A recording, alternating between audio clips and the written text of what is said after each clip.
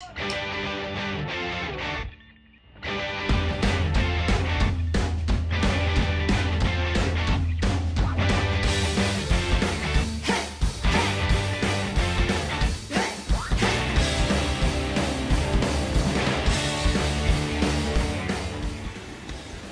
today we're going to talk about when, where, and what lure to use. Lure choice out here is super important. We're going to talk about Lake Mohave today. We're going to concentrate on fishing the lake. A lot of times we focus what's on the river because it's where most of us fish, but today we're going to talk about Lake Mohave.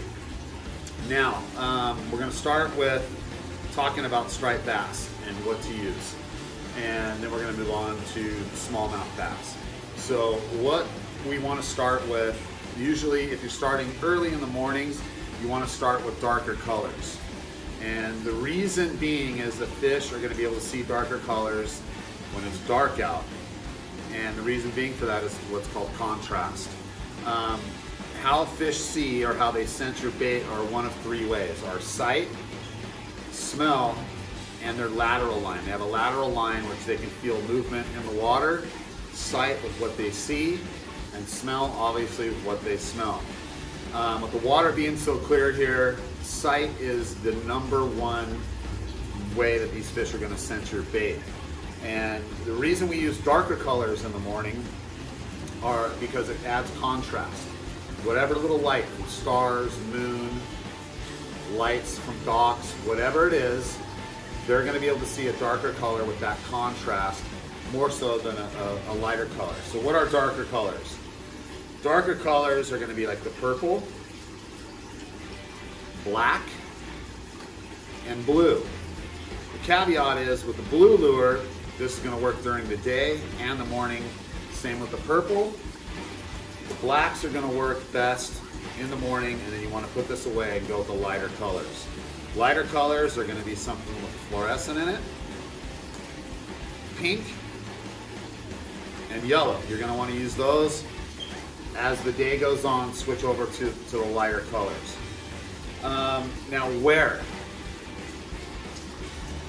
are you going to find these striped bass? Usually you're going to find them not back deep in the coves. You're going to find them on the outer points and the outer reefs. So on Lake Mohave, there's a lot of reefs that are 300, 400, 500 yards off the beach, and find those where there's a deep rise where you're going to find 60 to 100 feet coming up to 10, 15, and 20 feet. They're going to be right on that rise, and you're going to want to cast from the deep water, bring it into the shallow water, and working these baits, and just keep working those areas. That's where you're going to find striped bass right now. Casting jerkbaits is going to be your #1 go-to.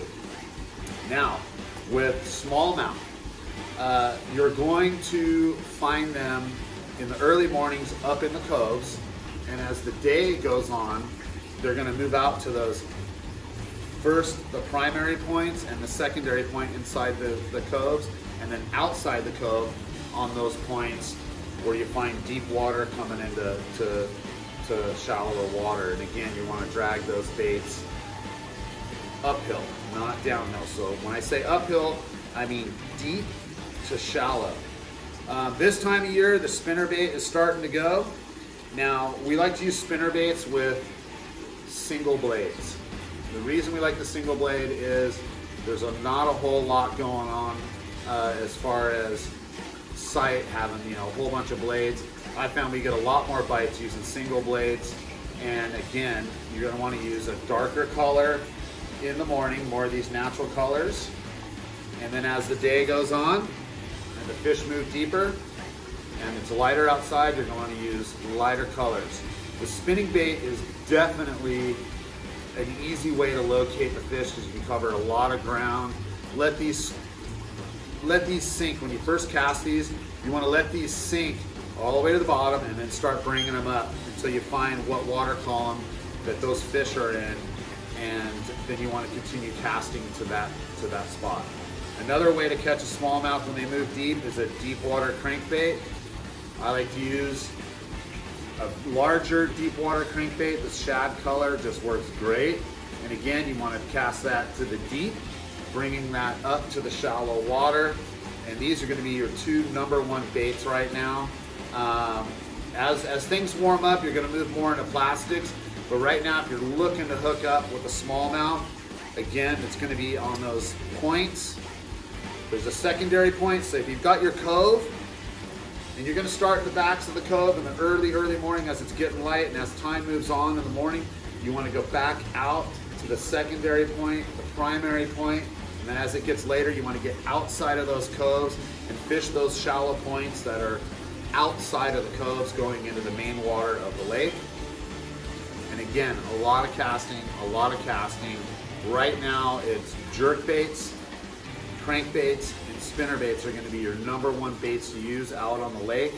And again, find those outer points. And a lot of times, people want to spend all day in the back of those coves. That is just in the early morning for the smallmouth. And as the sun comes up, it gets brighter. These fish move into the shadows. They move into deeper water, 20, 30, 15 feet. That's where you're going to find them. Crankbaits and spinnerbaits are going to be your #1 baits right now. Now going back to spinnerbaits, trailers work great. What I like to put on is one of these swim baits on as a trailer. That always works good. A nice big swim bait on there. This is a 4.8 saucy swimmer. Again, colors, darker in the morning, lighter. Match your colors with your spinnerbaits. That always works well when you have it looking nice and uniform on there. Again, if you're not getting bit, maybe throwing as the day goes on, you can go with still stay with a darker spinnerbait and put on a lighter trailer, and hopefully you'll have some more hookups. Craw trailers work good, but I found that this time of year the swim baits, just the boot tails, work best. You can use Kitech, Dugan Bait, 6 Sense, some of our own brand that we have in here. Again, these baits right here, all of them are custom brands, or a custom brand that I hand paint, except for, and even the spinnerbaits we make custom. We paint the heads, coat the heads, put them together. And again, use a single bladed bait, because these fish, you know, the water is so clear that you don't need to have all that blinged out baits. Again, a single blade bait works great. Crankbaits, crankbaits, crankbaits. I love fishing crankbaits in this time of year. You might even want to throw in a rattle trap. Rattle traps work good too. And again, you got to cast, and only spend 15, 20 minutes on a spot. If you haven't hooked up, pull the anchor up, get out of there, or if you're just drifting, go to the next point. Go to the next point until you locate those fish. When you locate those fish, stay there, cast, and cast some more.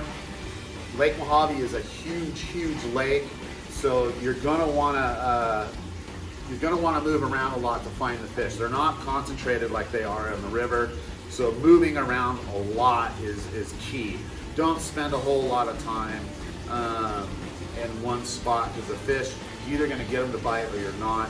So don't beat up a spot too much. Now, where to go? Even on the weekends on Lake Mohave, you're gonna be able to get away with fishing a Saturday and Sunday in the middle of the day. I always like to launch at Princess Cove, which is about 6 or 7 miles north of Catherine's when you pull in, and head north to those northern coves. You're gonna get a lot less boat traffic, a lot less pressure.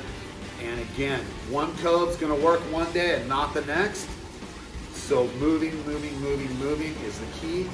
And again,